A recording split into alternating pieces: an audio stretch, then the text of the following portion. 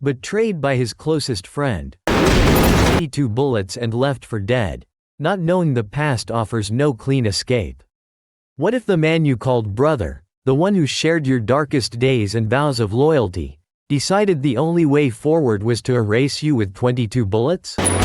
Yet you endure, not as an invincible force, but as a reminder that some ties bind tighter than death itself. Consider the quiet weight on a retired underworld figure, gunned down in a parking garage, awakening to the realization that stepping away from the life was never truly possible.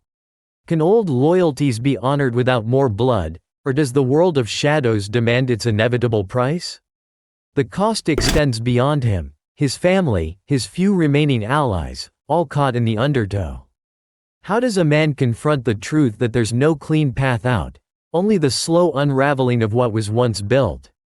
Stay with us to trace this restrained journey through betrayal, fragile peace, and the pull of inevitability. Have you ever sensed that some choices echo forever? Oh! Hey! Tu te parles, tu es devant chez moi là!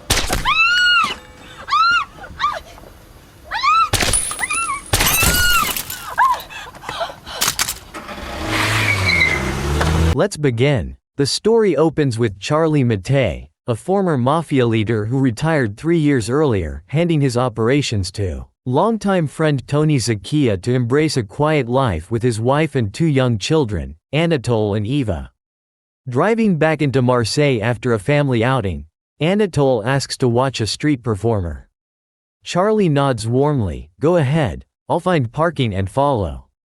Moments later, in the underground lot, masked men emerge and open fire without mercy.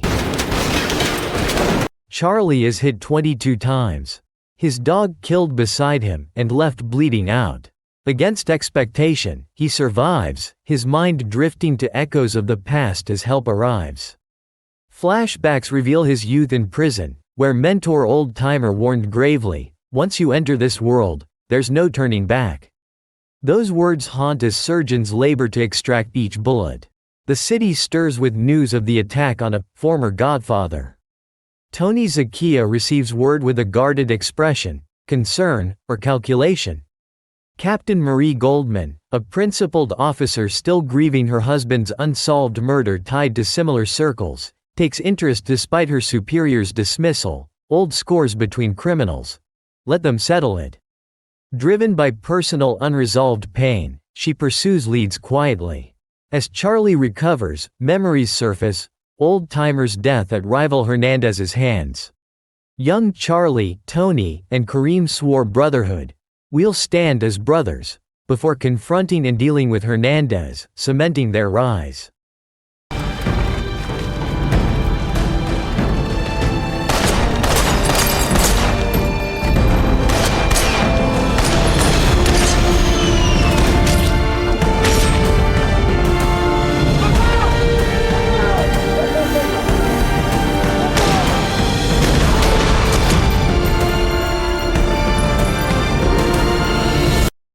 Now, Marie visits Charlie, seeking answers, but he stays silent, bound by old codes. One night, Marie comforts her child, then sits alone with memories and a drink after a troubling call. Kareem, loyal to the end, grows restless for answers.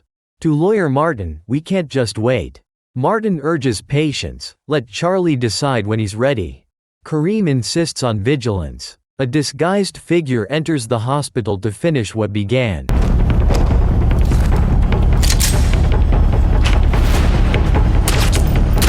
Gunfire erupts, but Marie had anticipated and moved Charlie. Security tightens, Tony visits, relieved yet leaving a card carrying subtle weight, "Get well, soon." Questions deepen. Kareem and Martin extract Charlie, Marie follows in pursuit. Je l'ai suivi.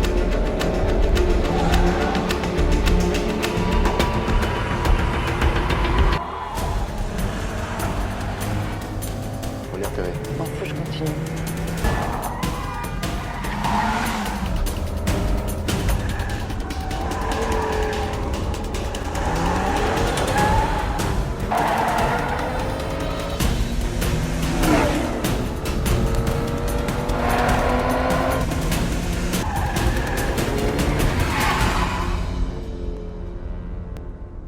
Kareem loses her, leading to a shadowed warehouse where a captured associate trembles. Charlie, composed, speak truthfully, and you leave unharmed. The confession lands heavily. Tony orchestrated the hit, fearing Charlie's shadow over his control. The betrayal cuts deep. Kareem urges decisive action, but Charlie pauses. Tony was more than an associate, he was family in blood oaths. Charlie returns briefly to his family's embrace, a fragile moment of normalcy. Kareem heads home, only to vanish into the night at Tony's men's hands. The warehouse source meets a grim end. A severed token arrives at Kareem's family, a brutal signal. At Kareem's funeral, Charlie stands amid the grief, resolve hardening quietly, enough. He secures his loved ones with trusted Pat.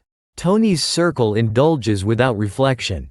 Charlie appears, measured, think of those who matter to you. Spotting a telltale watch on one shooter, he neutralizes him cleanly and fades away, leaving disquiet. But each step forward only tightens the noose of the past. Another associate falls quietly at a graveside. Tony's searches yield nothing. Charlie reflects in solitude with his cat until Martin warns of closing danger. Attackers converge. Charlie covers Martin's escape by sea. Chasers close in. Charlie intervenes on motorcycle.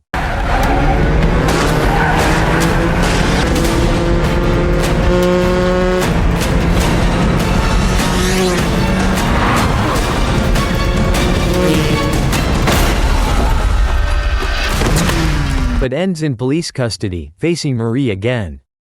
Amid Tony's daughter's wedding celebration, Charlie observes from shadows, securing the man for information. Records surface, exposing Tony's dealings. Tony reacts with fury, bring him in, any means. Pat fetches the children from school, but abductors strike swiftly. Marie arrives late, Eva returns injured, whispering of Anatole's peril unless Charlie yields. Charlie slips into Marie's car. Announce my arrest publicly, to buy time and his release. She agrees, conflicted, airing the report. Tony orders the boys silenced. His man moves, Charlie pursues discreetly. The guard hesitates and frees Anatole.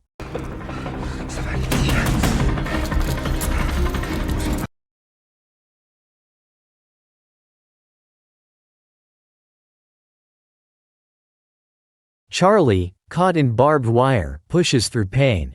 The captor loads the trunk. Charlie overcomes him.